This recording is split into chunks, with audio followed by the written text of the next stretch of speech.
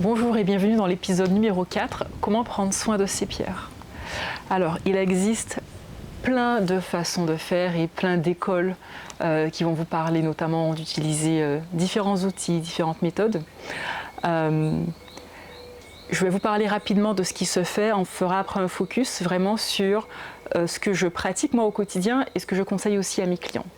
Alors, vous pouvez entendre parler de la fleur de vie, notamment pour nettoyer les pierres, pour les décharger, pour les recharger. Vous pouvez aussi entendre parler de tout ce qui est druse ou géode, les géodes d'améthyste, géodes de quartz, pour recharger les pierres. On entend aussi parler du tapis de sel pour purifier la pierre. Plein de choses, plein de solutions existent et elles ont le mérite de fonctionner pour certaines personnes et pour d'autres moins. D'où l'importance, encore une fois, comme j'ai déjà pu le dire, de vous référer à vos ressentis. Moi, je vais vraiment faire un focus sur comment je nettoie mes pierres, comment j'en prends soin et ce que je conseille aussi à mes clients. D'accord ? Alors, déjà pour prendre soin de vos pierres, il faut identifier la nature de votre pierre. Quand je parle de nature, ça veut dire quoi ? Ça veut dire que certaines pierres vont supporter l'eau et d'autres vont être abîmées au contact de l'eau.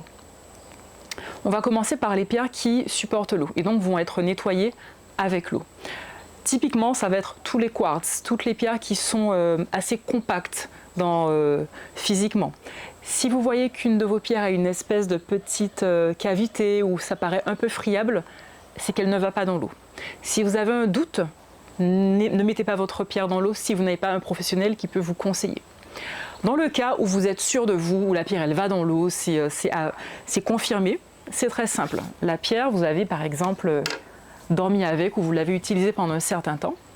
Donc, pour la nettoyer, pour la purifier, vous allez simplement la mettre dans un saladier ou, là, vu la taille, plutôt un seau complètement rempli d'eau, de façon à ce qu'elle soit immergée. C'est important que votre pierre soit immergée dans l'eau.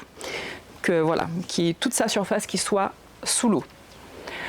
Et vous la laissez pendant 3-4 heures, voire toute la journée. Si vous la mettez le matin dans l'eau et que vous partez travailler ou vous partez faire votre journée, si elle reste plus longtemps, c'est pas grave, au contraire, ça lui fera pas de mal.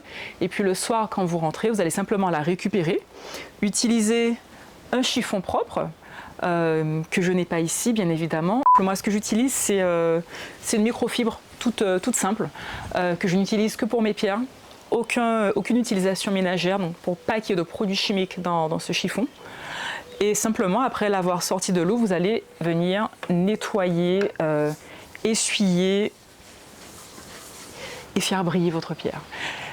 Pour les gens pressés qui se réveillent un peu en retard, qui n'ont pas le temps de la mettre dans l'eau le matin, vous pouvez simplement, très rapidement, c'est pas l'idéal, mais ça peut l'aider déjà, venir la frotter énergétiquement comme ça pour la dégager un peu des énergies qu'elle a pu emmagasiner à votre contact. D'accord ? Ça, c'est premier cas. Deuxième cas, vous avez une pierre qui ne va pas dans l'eau. Comment les reconnaître ? Ce sont souvent les pierres qui sont friables. Donc une pierre friable, quand vous observez bien, elle a des parties qui sont assez sableuses. Et là, c'est vraiment l'indication selon laquelle la pierre ne va pas dans l'eau. Vous avez souvent aussi, pour les pierres qui ne vont pas dans l'eau, des amas de cristaux. Donc, comme ça peut être le cas pour l'aragonite cristallisée. Encore une fois, le mieux c'est de demander à la personne chez qui vous avez acheté votre pierre. Et si vous avez déjà une pierre chez vous et que vous ne savez pas, rapprochez-vous d'un professionnel qui vous dira quoi faire. D'accord ? Donc, la pierre, vous l'avez, elle est un petit peu saturée en énergie. Comment faire ? Vous allez prendre un charbon. Une rondelle de charbon que vous allez allumer avec une flamme de façon à ce qu'elle devienne incandescente. Une fois que cette pièce est incandescente, vous allez prendre un encens naturel. Encens naturel, ça veut dire pas encens à bâtonnet. Beaucoup d'encens qu'on trouve dans le commerce sous forme de bâtonnet sont en fait des encens de synthèse ou mélangés à d'autres choses. Donc ici on est en Guadeloupe. Moi j'utilise en ce moment l'encens de gommier qu'on trouve chez nous. Et cet encens, vous allez simplement le poser sur le charbon incandescent. Et vous allez voir très rapidement que l'encens va se mettre à fondre et une fumée va se dégager. À ce moment-là, vous prenez votre pierre et vous la passez tranquillement dans la fumée de l'encens. Pas trop près, pas trop loin, vraiment, voilà, vous la faites tourner de façon à ce que la fumée puisse l'enrober. Vous faites ça pendant quelques secondes, voire 2-3 minutes si vous êtes plus courageux, et puis c'est tout. Toujours après, moi ce que je fais, que les pierres soient friables ou pas, c'est un petit coup de chiffonnette pour éponger un peu les dépôts qui ont pu se faire sur la pierre. Alors, se pose aussi la question de, voilà Aurélia, j'ai nettoyé ma pierre, mais il faut que je la recharge. Vous allez lire partout que oui, il faut recharger vos pierres à la lune, au soleil. Et j'ai envie de vous dire, oui, pourquoi pas. Moi, je ne le fais pas, tout simplement parce que je le fais de manière occasionnelle. Mais disons que, pour moi, pour que les choses soient viables, il faut que ce soit simple. On n'est pas censé être dans quelque chose de compliqué. Donc, quand je nettoie mes pierres, je les essuie, j'en prends soin, ok, et après je les pose chez moi. Ça, c'est jouable que si vos pierres elles sont de très belle qualité dès l'origine. Si vous ressentez le besoin de mettre vos pierres au soleil ou à la lune, bien évidemment faites-le, parce que les effets des astres qui sont autour de nous ont évidemment un impact sur nous, sur notre environnement et sur les cristaux, et ça peut effectivement, selon qu'elles aient une polarité plutôt lunaire ou solaire, venir les réveiller et pourquoi pas aussi les nourrir. Mais la notion de rechargement pour moi, elle est un peu sensible, dans le sens où recharger une pierre, ça voudrait dire que vous l'auriez vidée, que vous lui auriez pris des choses. Alors que non, c'est un dialogue, c'est un dialogue. Donc si votre positionnement il est aussi équilibré dans l'échange et non pas dans le côté je prends tout ce qu'elle a à me donner, il n'y aurait pas besoin de recharger la pierre. Après, c'est vrai que depuis que je vis aux Antilles, que les éléments sont présents partout autour de moi, en opposition avec certaines grandes villes où ce n'était pas le cas, j'ai de plus en plus l'envie de mettre mes pierres dans le jardin, d'aller à la rivière avec elles, à la mer avec elles, et oui, ça leur fait du bien. Mais là, on est dans une pratique qui va être occasionnelle. Ça va leur faire du bien, mais vous n'allez pas tous les matins à la rivière ou à la mer. Donc, les conseils que je donne pour prendre soin des pierres sont aussi donnés dans un souci d'efficacité et de facilité, toujours dans le respect effectivement de votre quotidien, mais de la nature de la pierre.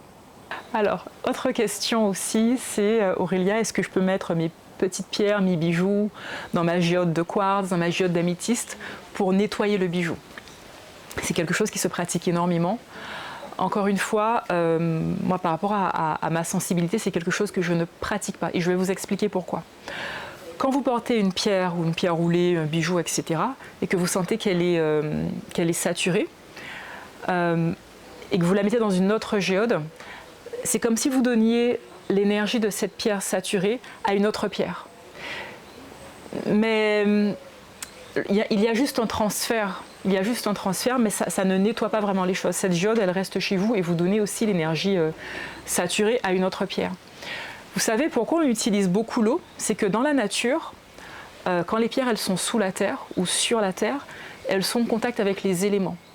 Donc, effectivement, les rayons lunaires, solaires et les autres planètes vont complètement traverser notre planète, donc impacter les pierres. Mais surtout, on se rend compte que dans plusieurs cultures, que l'eau vient vraiment nettoyer. Donc, quand une pierre est très chargée, on peut mettre une pincée de sel. Donc, l'eau salée a encore un impact de purification plus fort, mais ce n'est pas à faire au quotidien. Donc, vraiment, l'eau, c'est l'élément qui permet de laisser partir, de purifier, comme c'est le cas quand ces pierres sont sous la terre. Vous allez me dire, ouais, mais l'encens, on ne trouve pas ça dans la nature, en fait, c'est pas naturel. Et vous avez raison.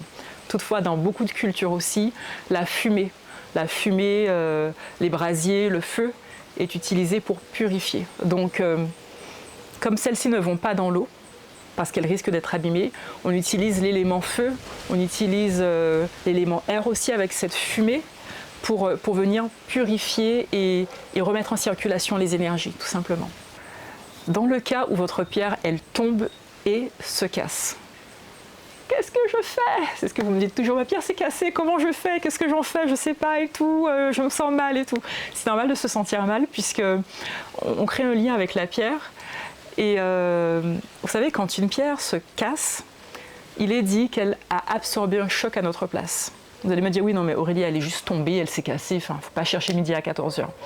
Effectivement, mais si on part dans la logique que tout est vibration, ça a déjà été mon cas, des pierres hyper fines, hyper sensibles, qui ont, en faisant mon lit, elles ont volé, elles se sont retrouvées au sol et ne se sont pas cassées. Pas même un bout ne s'est cassé.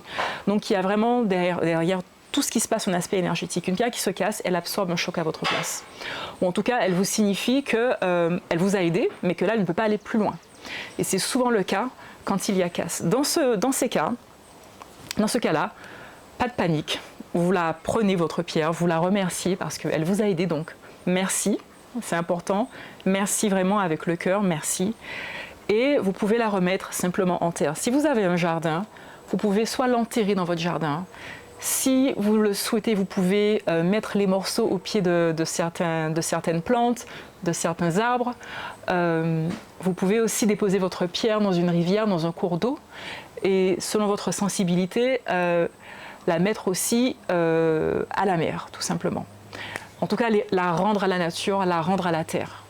C'est vraiment ce que je vais vous conseiller et vraiment la remercier et être juste dans la gratitude en fait. Au final, pour prendre soin de vos pierres, je vais vous inviter à penser simplicité et quotidien, de façon à ce que vous puissiez tenir cette hygiène minérale sur du long terme. Pourquoi? Pour prendre soin de vos pierres et la conserver le plus longtemps possible et qu'elles puissent être aussi en bonne santé. Donc, les pierres qui vont dans l'eau, nettoyez-les à l'eau après chaque utilisation. Celles qui ne vont pas dans l'eau, privilégiez plutôt l'encens naturel. Après, bien entendu, si vous ressentez l'envie, l'intuition de les mettre au soleil, à la lune, à la mer, à la rivière, mais faites donc. Simplement,